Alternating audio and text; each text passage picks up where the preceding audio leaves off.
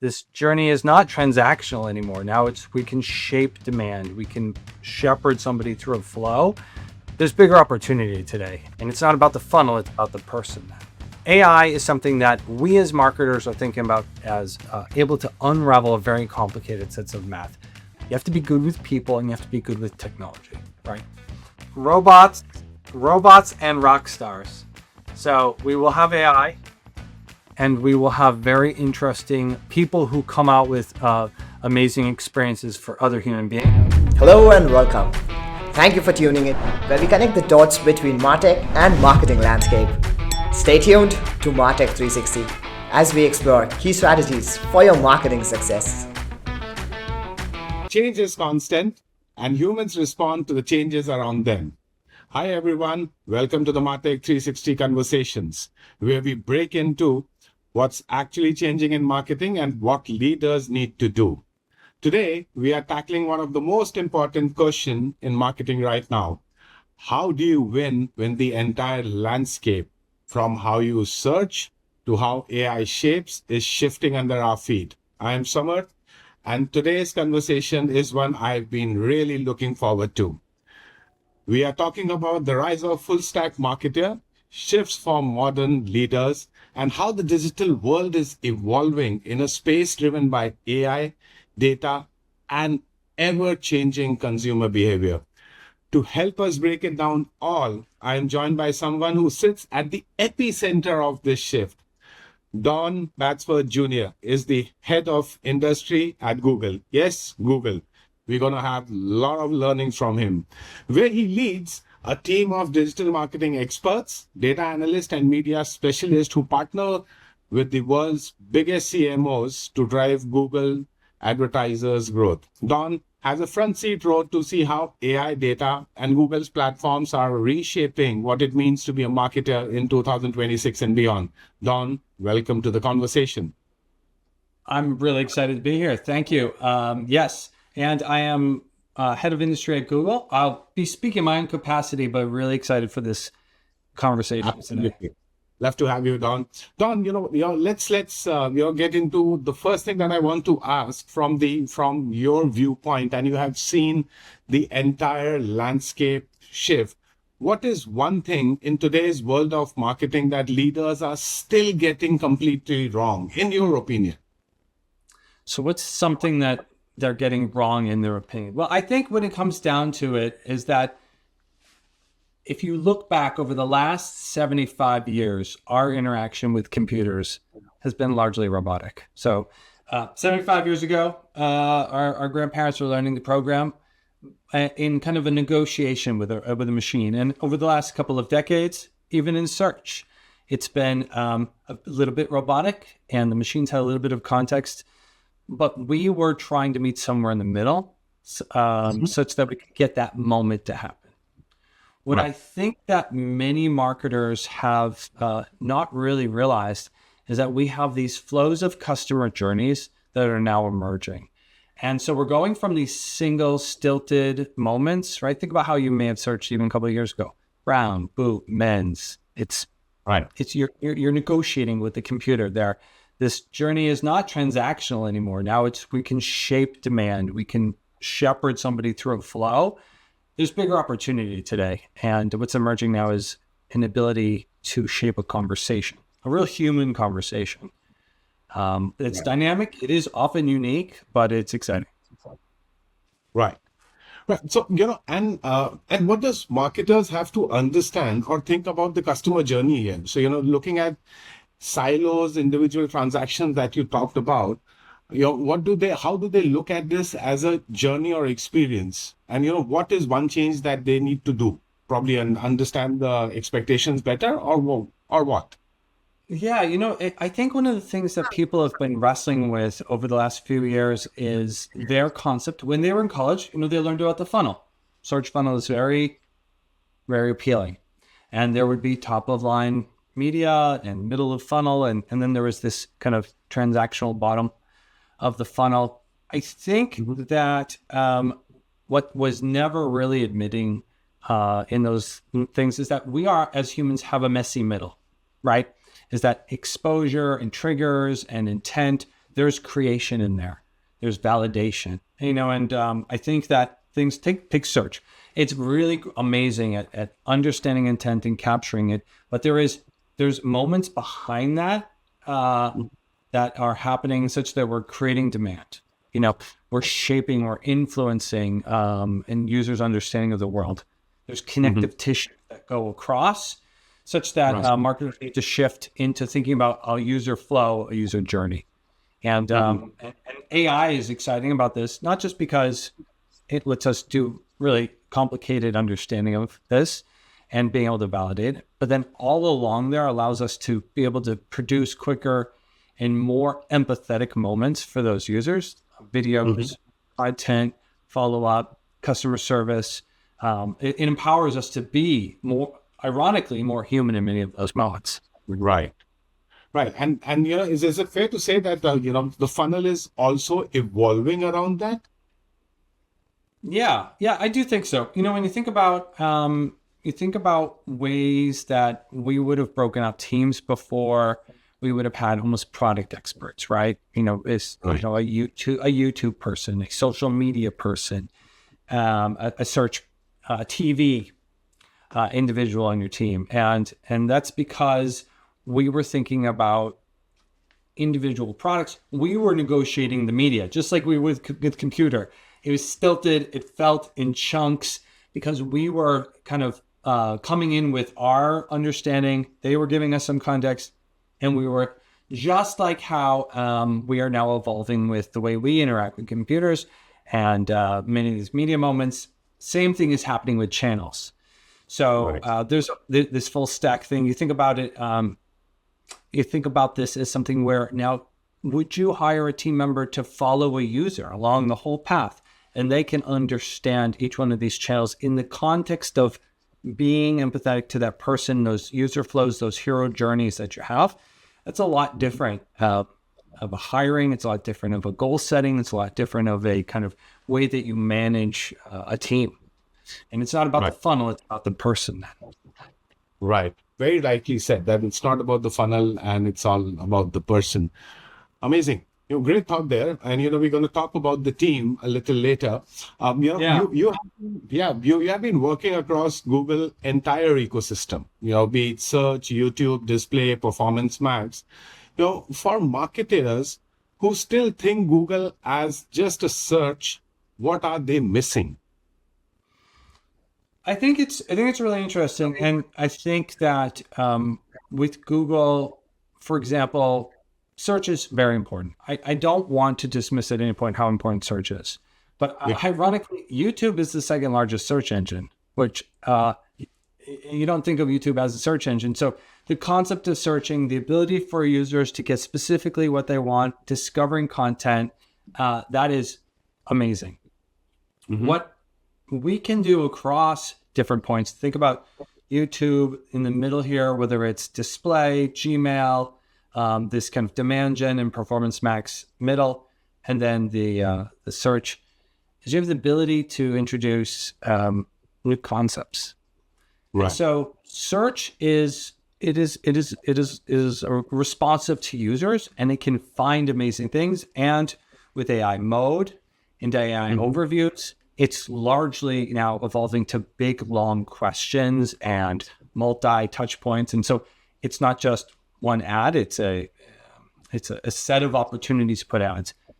With that same energy of that, it's not just once, it's not just transactional, that a full stack marketer thinks about, okay, where can I introduce new concepts? There's opportunities to present my case along the way. And to say, okay, you're coming to me with this idea, or you're consuming this content here. How can I bring something fresh in? How can I trigger something else in there? And that's happening in search. That's happening across the funnel. It's happening with video, whether it's short or long form. But it's exciting. It's dynamic, but it's very complicated. Right. No, I agree with you. And in fact, you got me thinking. Today only itself, I was searching for a topic And, on the top of the bar, it told me you have watched this, you have not watched this. So it's kind of segregated the content itself, because, when you look at a particular content piece, there are few thumbnails are the same, topics are the same. It has also segregated it into the watched, not watched, or, and those segments. That was pretty interesting for me to look at, I noticed it today. So, yeah. One of the things, just to follow up on that, I think the most telling about how AI and these algorithms, when we get to know them, you can have a truly symbiotic relationship. The best example could be if you have the YouTube app on your phone and you start to watch videos. Is it telling if you just take the first feed, which is algorithmically suggested to, or do you go over to your subscriptions? I think subscriptions are wonderful. I subscribe to a number of great creators, but quite often the default feed is what I go to because it knows what I watch, it knows what I don't watch, and it's there providing unique value to me. That's true with ads, that's true with content, and it's true with YouTube, and it's very telling that I know I'm going to go with whatever the algorithmic feed is rather than trying to forge my own set of experiences on it. No, absolutely, you are right, because once the content plays, it's one after the other on the similar topic. It understands you. It looks at your the possibility of giving you another better content. That's amazing. So in between, do you think that even the content is going to evolve with this? Yeah, I think so. Here's the thing about AI. We mentioned this right at the beginning, right? AI is something that we as marketers are thinking about as able to unravel a very complicated sets of math. But one of the other things in the background is it has democratized production. Something very simple, like creating a video for television. Historically, it's very expensive, where hundreds of thousands of dollars would be set to build and strike a set, to cast actors, dogs on. I've had conversations with CMOs about how much it costs to have a dog on set for a day, which is a true consideration. If you're going to have a dog in your commercial, you have to think about how much it costs to have a dog on set all day. But if you are a startup that does not have hundreds of thousands of dollars, or you do not want to put all of your eggs in one creative basket, you want to meet users where they are, you want to be able to cut it into different flavors and moments, AI made it such that the production, the editing, the whole process, much, much more reasonable. And it's not just the production. Then think about the cuts, vertical video, horizontal, out painting, different lengths, reordering, changing energy, the sound, but all of that now is so much more at the fingertips of the average marketer, so that you now can go out there and meet users where they are, experiment, try, and see what works. It's a new day. Right. Can't agree more. And you spoke about television, and let's build on that. Big screen is back in a big way, specifically on the connected TV is closing the gap fast. So in your opinion, what is connected TV, and what's the opportunity most marketers are still underestimating here? Yeah. Okay. So here's the thing that I think we should all just start to admit is that our business is in a series of rectangles, right? Think about this. Your phone is a small rectangle. The laptop is a medium rectangle, and the TV largely now is a big rectangle. And this seems silly, but why are you talking about this as rectangles? Because we have in the past thought of TV as being a device that is completely separate from the digital buying that we've made in the past, where now it is essentially a different screen size. It's not technically that, and there are many more considerations. But if we get beyond the concept of it as this otherworldly piece of media, to where now it is a different screen size, it has a different environment, and sometimes while looking at a big rectangle, I have a small rectangle in my hand. But you can start to understand it as a different inventory that is at your disposal. And if it is at your disposal, Heck, why aren't we in it? Once you start to think about we have ads on laptops. Why wouldn't we have one on connected TV? It almost unlocks something in the minds of a marketer that says not only should be, but it needs to be part of the marketing mix. Mm-hmm. Yeah. I think one of the other things about that is that one of the magic of digital, and one of the traditional over-air kind of drawbacks of TV was that we were constrained by the quirks of the media up until that point. And so now with measurement, the ability to buy, again, the democratization of smaller or bigger purchases, really knowing those metrics up ahead of time, it opens up a lot more for even smaller shops. They can make the video. They can buy the video. It's not just Don Draper anymore. It's largely now at the hands of everybody. Right. No, I completely agree. And, AI is something which is is baked into everything, and including, even every Google product now is almost everywhere the AI is backed up. So how do what do you think, how the marketers should think about the role across the entire ecosystem when we look at or zoom out, looking at AI to, how it can help marketers looking at all these digital platforms, channels available for us to utilize? Yeah. Okay. So here's the underpinning reality of AI is that it doesn't exist in an ether. It's not handed to us in the fact that it knows anything about what we want to happen. And that's true. And so what is needed then is essentially quality data. And quality data in makes quality results out. So if we have essentially a lighthouse mentality, if we are going to signal out for any algorithm what good looks like, and we can get it to it quickly, and we can be confident about that in a structured way, then we are doing the right thing. And so typically, if you're in a conversation with a marketer, one of the things that you'll ask is, well, how do you know if this is successful? And if they then were to share some KPIs that an algorithm or an AI would not be exposed to, you could see this disconnect immediately. And it seems obvious, but quite often we're dealing with teams that have siloed data. They're not connected. And because it is hard, quite often these teams are inheriting systems that are legacy, or there are 2 or 3 teams involved.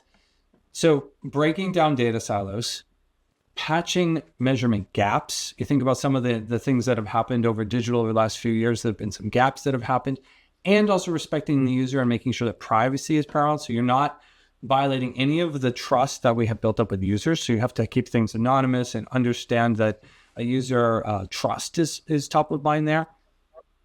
Right. Navigating all of those is going to make for your best experience for the user and for the marketing channels. Right.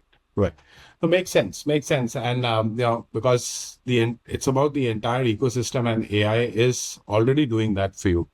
That brings me to something very, very, very interesting. Traditional A/B testing mindset feels like it's hitting the wall.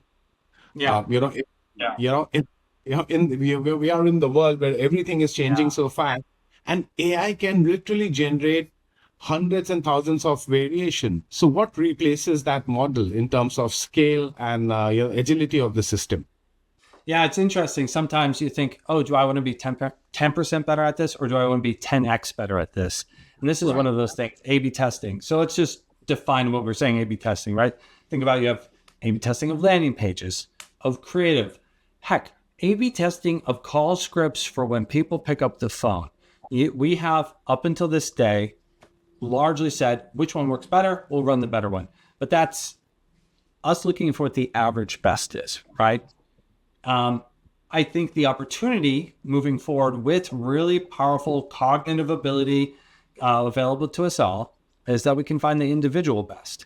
And for you and I, as we're going through the flow or going through some experience, what's best for us is not going to be best for the next 2 people. And so this mindset shift from picking a winner to asset diversity is out there, and creative sandboxing. There's a restaurant analogy in here somewhere, but essentially it's like if you went into a restaurant and they said, here's the meal.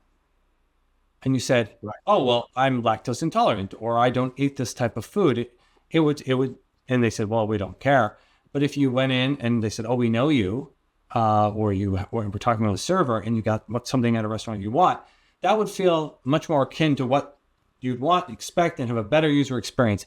I think it's the same thing. It's like, on average, the people are not lactose intolerant in maybe in this community, and that would be fine. But that you would still exclude such a large percentage of your population that why wouldn't you give that flexibility?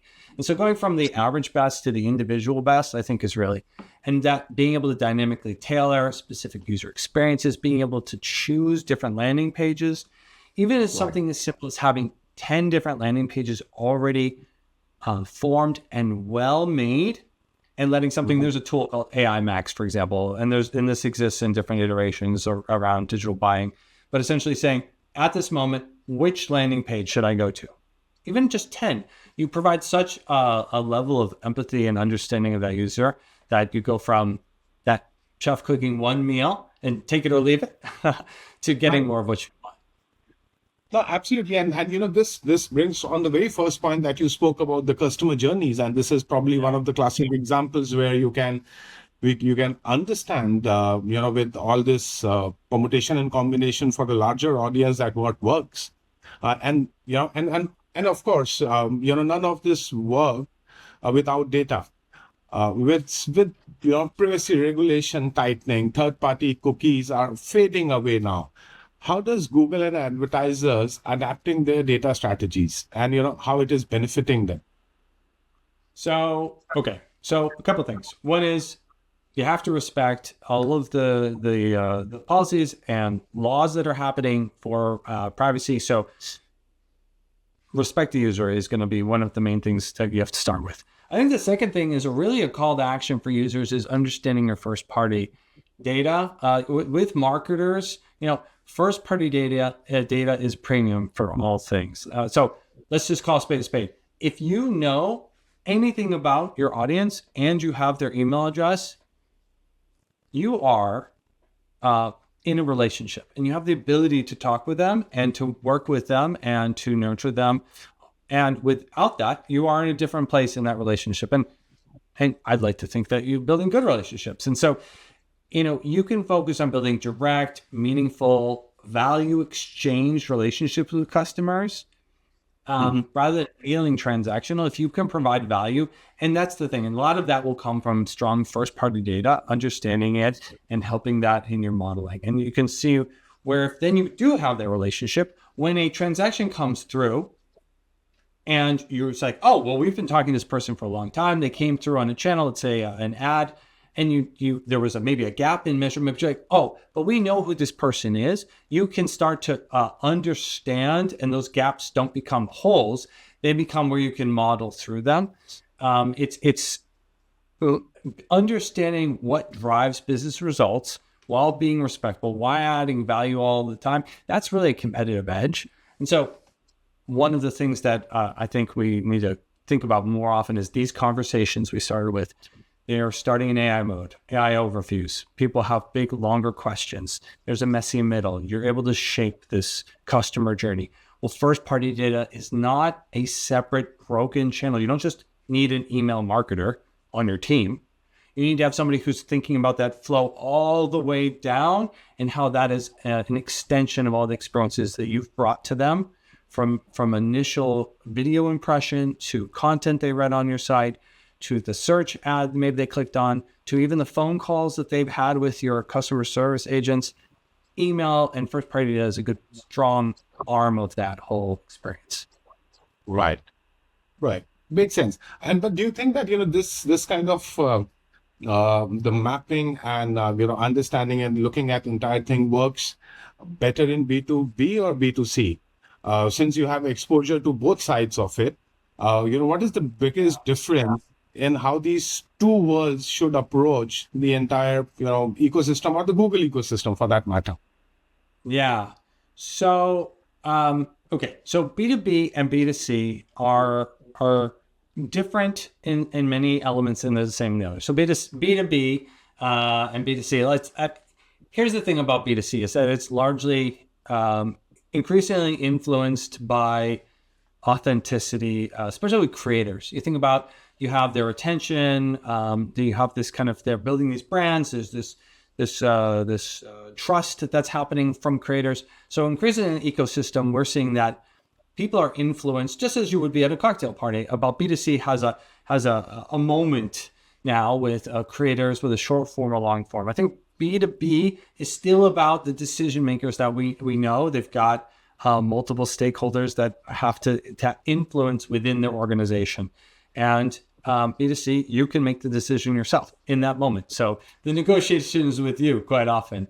And so let's think about B2B as being still, though, having the same influences.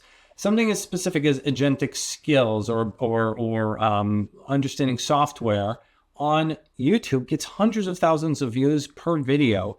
Those are large audiences on super niche topics.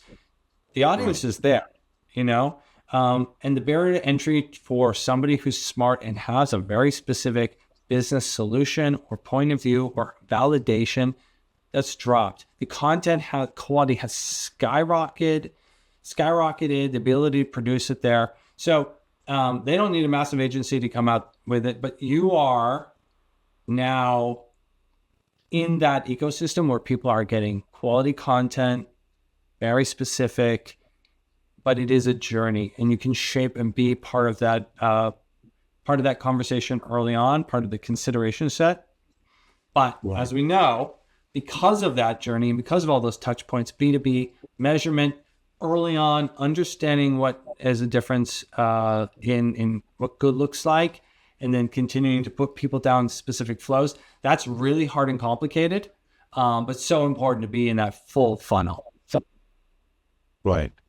Yeah. I mean, this is very, very interesting because, I look at it that, it has really empowered people, from content creation to, specifically on the B2C segment.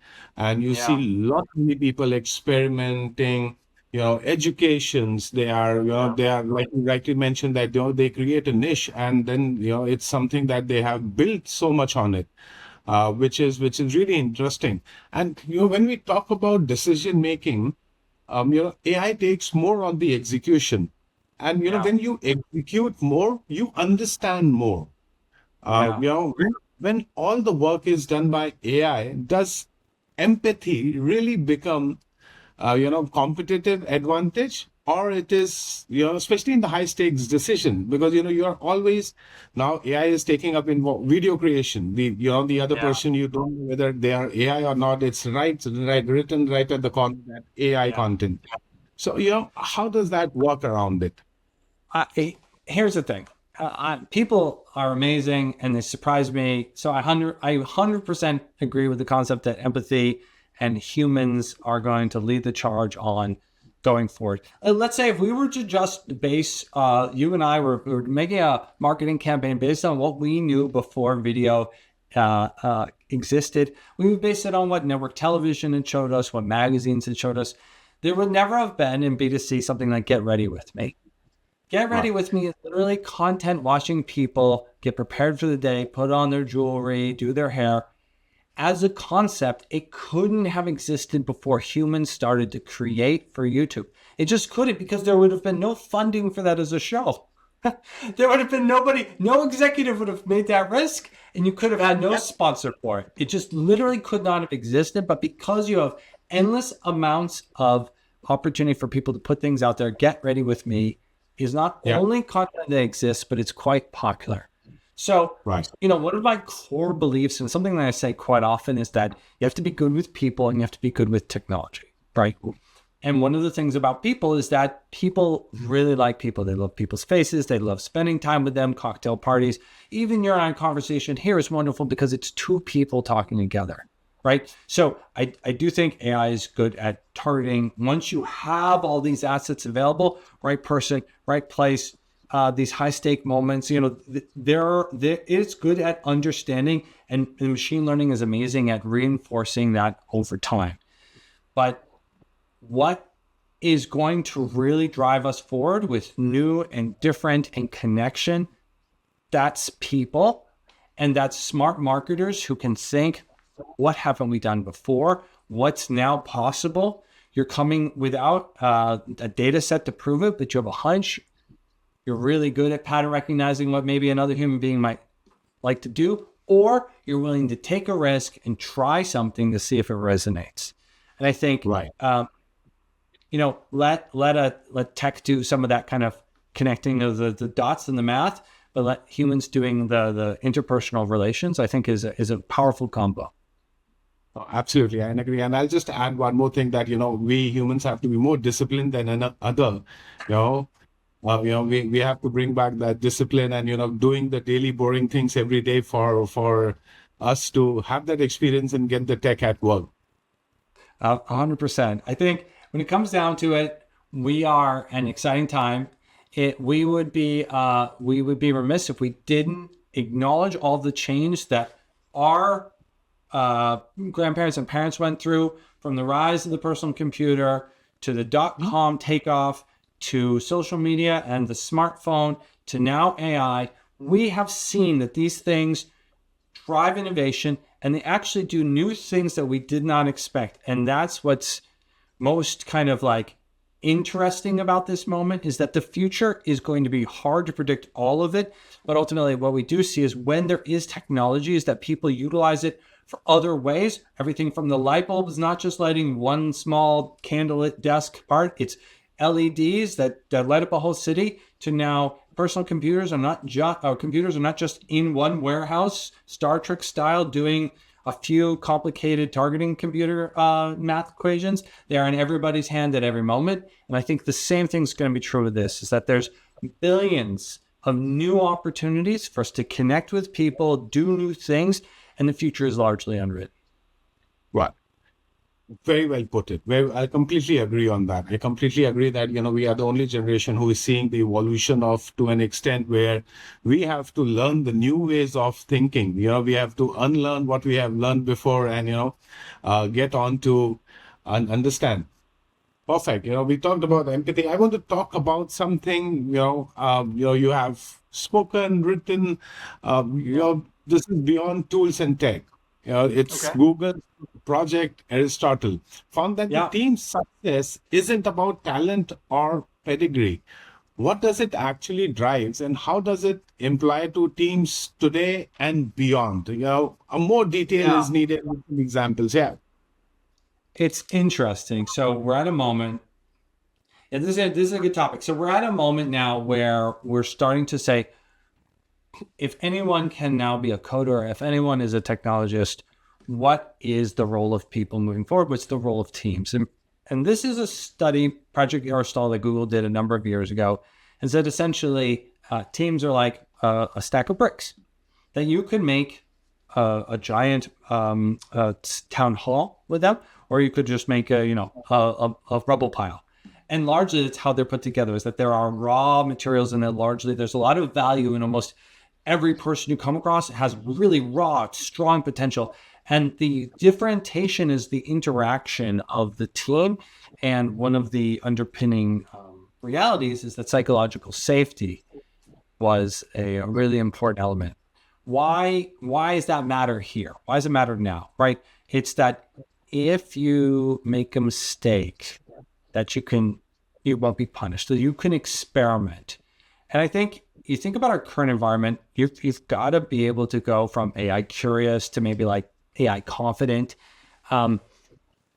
There's going to be times when you don't understand it at first. You have to be able to tinker. You have to be able to experiment. You have to be in an environment where people are going to support you. You're going to take calculated risks. And that psychological safety is that they understand you're working hard towards the common goal that will make the team win. And they will support you as you learn, as you share with others, as you lift yourself and others. I think that's more important now, that psychological safety and those truths that Project Aristotle unveiled early on in Google's kind of understanding of what works with teams. I think it's more true now than ever. Right. And how do you do that? I think that's a great point that you are, creating the safety net, people being safe, with so much of doing that, are there any rule book or ground rules that you follow in your team? Yeah, well, I think there's a couple different ways you can do this. I think, first of all, even just the terms you use, referring to yourself as being entrepreneurial. Thinking about that is that people know what an entrepreneur is. They know that you're doing new things and experimenting. If you start to think of yourself and your team starts to think of themselves as being entrepreneurial, then I think you are moving everybody's mentality in the right place. It's not just, here's a set of fixed expectations. It's like, we have objectives we're going towards. Let's be proactive towards them. And maybe that requires doing something new and extra that we weren't before. In the technical aspect, which I do not lead a technical team, but I think what they've always done is blameless postmortems, where when something does go wrong, you have the ability to actually understand what went wrong and when, such that you can avoid it, rather than people worrying about not acknowledging what went awry. What you're doing there is you're saying, okay, we want to have an understanding of what could be better. Let's just get that out there. And this is not a moment for pointing fingers. This is more of a moment for getting us all to where we want to be. And I think that's been another tactic that they've used. Right. Amazing.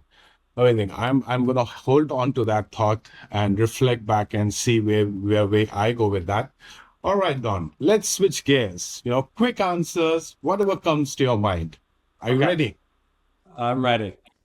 Perfect. One word to describe the future of marketing. I'm going to hyphenate it, so I'm going to cheat. Robots and Rockstars. So we will have AI, and we will have very interesting people who come out with amazing experiences for other human beings. So robots, hyphenated, and rock stars. And rock stars. I love that analogy. Worst marketing advice you keep hearing? Look, the elephant in the room is that people are trying to understand how AI fits into organizations. And I think the worst advice is going to be this: set it and forget it. AI is going to cure all. Is that AI is a critical component of the future. But it needs active marketers. It needs active professionals. It supercharges teams. So I think when you're thinking, we talked about first party data today. There's thinking about the value that people are getting from these interactions. That requires human touch. And so if you were to set something and forget it, I think that you'd be remiss if you didn't have humans in the loop. Right. And I get it. Now I get it. One Google product every marketer is sleeping on. That's demand gen. So demand gen is a multi-channel aggregation of a few different techniques that you can do all in one buying door. And it is largely responsible for lots of the exciting growth that I see. So it's not search, it's not YouTube. It is something that has video and it has display in it, but it is very exciting. It bridges the gap between many of these moments we're talking about. So when people are streaming and scrolling and shopping, demand gen is in the mix there. And I think people should explore it even more. Right.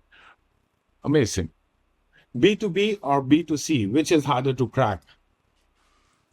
If we were to examine how many words we talked about both, I probably would say B2B, objectively, more touch points, different stakeholders. That being said, the romance of B2C, the magic that can happen in certain viral B2C moments is something akin to catching lightning in a bottle. I would say lightning in a bottle, B2C, virality, and magic moments, the hardest to do and almost impossible to kind of plan for. But on a day-to-day basis, a B2B marketer, I think, is definitely putting in the work. Right. What do the best CMO you work with have in common? The best CMOs act like founders. If they are a founder or not is largely inconsequential. The best CMOs act like founders. They act like owners. They have deep partnerships with their CXO peers, and they prove that marketing is not only a revenue driver, it's not a cost center. It's not only a revenue driver, but it is a shaping factor and a force of nature to pull the company forward from everything they do, from product down to the way they service it. Right. Right. Morning routine, which is non-negotiable for you before you start the day. Black coffee. Black. How many cups? How many cups? A reasonable amount, especially if you are a medical professional, a reasonable amount of black coffee, but more is always better. For a long time, my joke was every New Year's, I would have a resolution, and my New Year's resolution was always drink more coffee. And it was a fun thing. I would say, I was like, oh, did you make any New Year's resolution? Yes, try to drink more coffee. And by the fourth or fifth year of that as a New Year's resolution, I think it may have caught up with me. So I had to hold off on that as a New Year's resolution for a while. Perfect. One book that changed how you think about life or business. There's a lot of business books that are wonderful. I think there's a lot of things that tell people on how to be better leaders. The book that I always think about is Outliers. And the reason is because when you have groups of people and you think about what makes them distinguished, where you apply support resources, there are many bits of data that you can take into consideration which make things be outliers. And we want to have our business be outliers. I think that largely can shape some of the consideration you have of, okay, how do I stand out? People may say, oh, how do you go from good to great? I'm not thinking about good to great. I'm thinking about how do you become an outlier and really stand alone. No, perfect. I had the chance to grab my hands on the book, and it's an amazing book. I recommend everyone to read it. Right. Google tool you personally can't live without. So Gemini, I love large language models. I think what's exciting about Gemini is that it's not a tool. It's a lot of these are multimodal. They have different elements, and increasingly, the part we started off with, where you said, okay, I have to have this stilted conversation, this negotiation, you're wrestling with it. A lot of that is melting away. And I find myself being able to get what I want out of Gemini, being able to connect increasingly with the data sources that I want. I am excited for what the future of this set of tools is going to be able to do for myself professionally and then for the business. Right. No, I completely agree.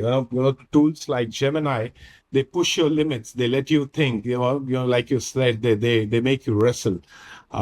Amazing, Don. This was such a powerful conversation. I think the biggest takeaway for me personally is the shift from, like you mentioned, chasing moments to truly understanding journeys of the customer, and how AI is not just changing execution, but is forcing us to rethink how we can connect with people at much deeper level. That brings change is constant, and we strive to change for the betterment of all. Don, if somebody wants to connect with you, where do they find you? I am on LinkedIn. I welcome anybody to just reach out, and I'm happy to connect there. How, or do you respond quick, or are you usually, you take time? That's funny. I actually am quite active with responding with people on LinkedIn, and I'm very open to invitations too. I'm not a shy person. I'm very extroverted, so I will I'll be sure to say hello. Yeah, that we know, because you have expressed your thoughts amazingly. I think we covered a lot. Thank you so much for sharing your perspective and joining us today. And to everyone listening, if this episode got you thinking, don't forget to follow and share it with someone in your network who is navigating the AI shift in the present day marketing. Until next time. We are signing off from this episode of Data Demand, but the journey doesn't end here. Stay tuned to MarTech 360 for more insights and strategies that can help you master the MarTech landscape.